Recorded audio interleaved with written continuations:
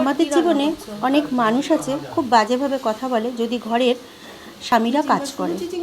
তো ঘরের স্বামীদেরও তো কিছু না কিছু হেল্প করা উচিত। যদি আমার ঘরে কেউ না থাকে আর আমি যদি অসুস্থ হয়ে পড়ি, আমার যদি রান্নাঘরে ঢোকা বারণ থাকে বা কোনো কিছু কাজ করা বারণ থাকে, তখন আমাকে খেতে দেবে কে? তখন আমার স্বামীরই খেতে দিতে হবে, তো আমার স্বামীকেই করতে হবে।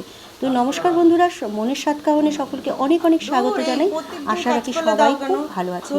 তো আমার হয়েছিল চিকেন পক্স, আর সেই সময় এতই সমস্যা আমার ঘরে যে কে কাজ করে দেবে, কে খেতে দেবে। কাজের লোক নয় কাজ করে দেবে, কিন্তু রান্না বান্না করাটা ভীষণ সমস্যা। তো আমার বর স্কুল সামলে আমাকে রান্না করে দিত এবং নিজের জন্য রান্না করতো। আমার ঘরে মেয়ে আছে, আমার মেয়ে রান্না করতে পারে না, তো আমাদের তিনজনের রান্নাই তাকে করতে হতো। আর মেয়ের সাথে সাথে একটু একটু যা পারতো করে দিত। কিন্তু আমাদের সমাজে কিছু মানুষ আছে, ঘরে যদি স্বামীরা কোনো কাজ করে দেয় তাহলে কিন্তু খুব বাজেভাবে কথা বলে। তাই আমার মনে হয় যে এই ধরনের কথা বলা একদমই উচিত নয়। উভয়ের সঙ্গে কাঁধে কাঁধ মিলিয়ে সংসার করা উচিত। আমার যদি অসুবিধা হয় তার তো দেখা একান্তই কর্তব্য, কারণ কি করবে, নাহলে ঘরটা সংসারটা চলবে কি করে।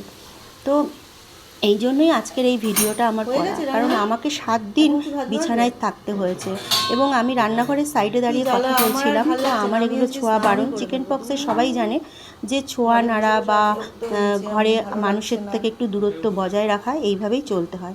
তো আমিও সেইভাবে চলেছিলাম, আর তার জন্য আমার হাজব্যান্ডকেই সব কাজ করতে হয়েছিল। আর ওই যে বললাম, মানুষের সব বাজে কথা শুনতে হয়েছিল।